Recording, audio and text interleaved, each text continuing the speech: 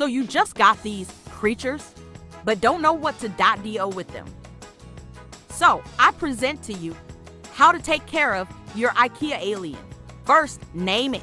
I named mine Sprinkle and Glubo, but you can choose anything.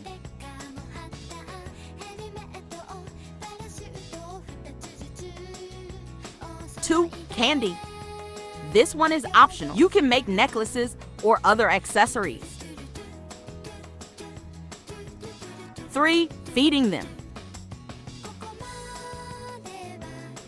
You can feed them pretty much anything, just not tape. 4, Making friends. Have them meet your other plushies or the plushies of someone you know. Mimios recommended for first friends. Cat break.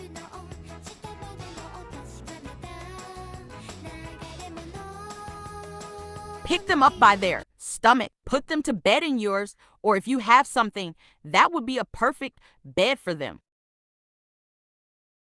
Blanket.